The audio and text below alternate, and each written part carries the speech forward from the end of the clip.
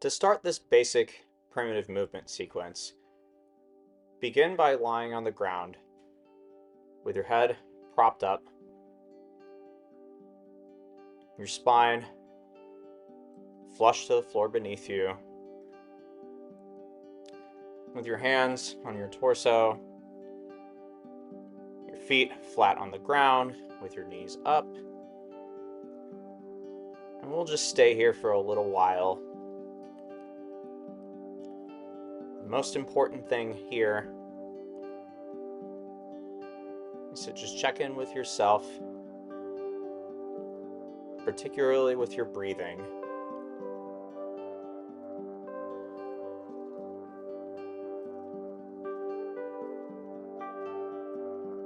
Allowing the ribs to expand with every inhale and fall back to the ground with every exhale. Allowing the muscles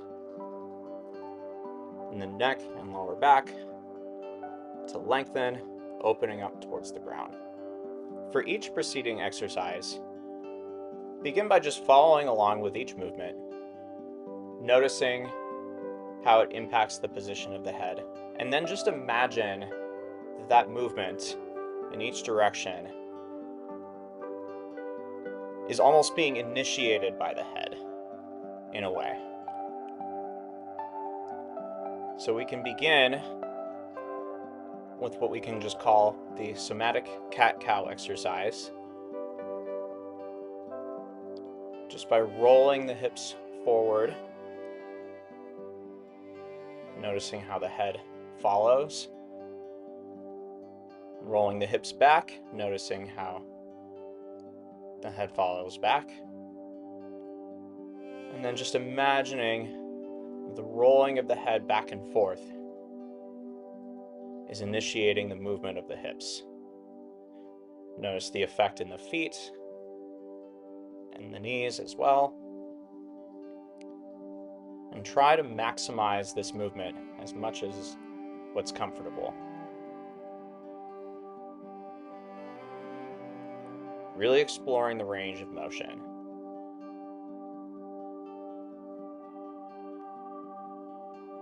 Continue at your own pace.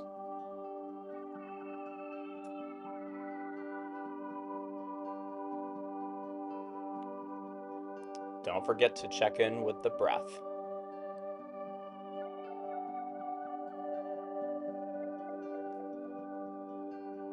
And after one more motion in each direction, come back to a neutral resting position. And for our next exercise, we'll begin by gently swaying our knees back and forth while leaving our hips on the ground and leaving your head facing up towards the ceiling. Moving both knees together,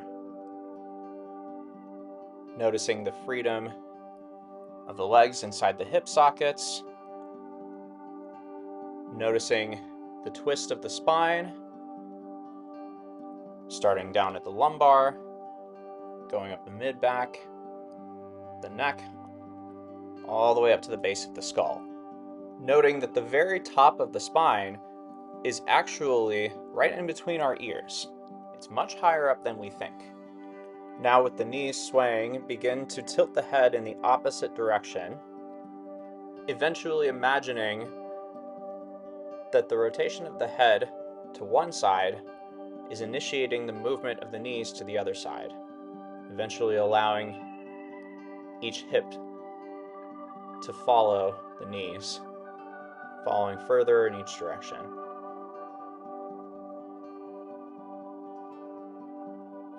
Continue at your own pace.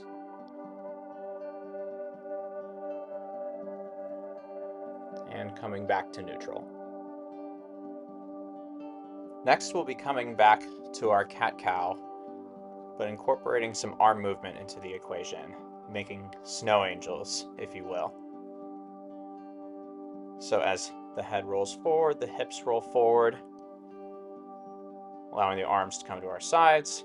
As our hips and head roll back, our arms come up over our heads. Really explore the range of motion with our arm movement, allowing your arm to stay flush with the ground on each side.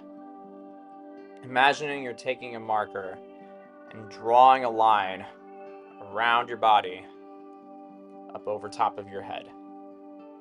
Continuing at your own pace and noticing the shift of weight in your feet as you move back and forth, and then coming back to neutral.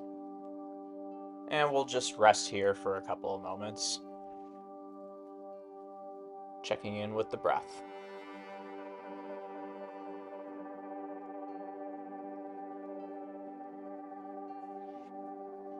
And after our next exhalation, we'll let our head roll to one side, allowing the knees to follow in that same direction. And then allowing the head to roll to the other side, allowing the knees to follow in that same direction. We'll call this one the metronome exercise. Starting with our sacrum planted on the ground, and then eventually allowing the sacrum to peel off the ground in that direction, exploring the range of movement. And with the next movement to each side, we'll allow the arm to extend out in that direction. Imagining you're rolling to one side in bed, reaching to your nightstand to grab a phone, a book, a pair of glasses, whatever it may be. Again, just remembering to keep checking in with our breath.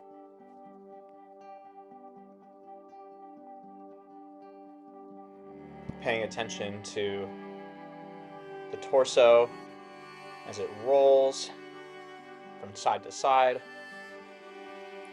and our vertebrae briefly coming back in contact with the mat,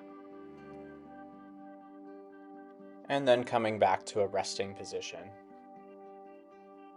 Now we'll let both legs extend outward and away from each other, letting both arms extend outward and away from each other. Starting with the head, we'll roll to one side into fetal position, rolling back into our star shape, leading with the head rolling to the other side into fetal position, and coming back. We'll practice this a few times here as we prepare to come back up to sitting and standing. As our head and spine have been supported by the ground, soon they'll once again have to contend with gravity.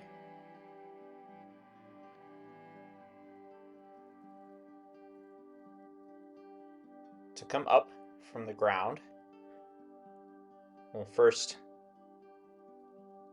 roll to one side,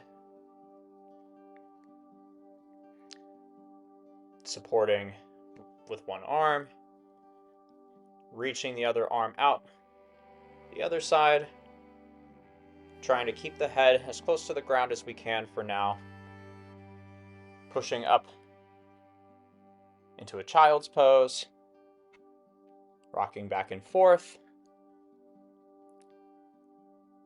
You can slowly push up, come up to standing this way, or if you would like, you can come up to all fours, crawl around a little bit,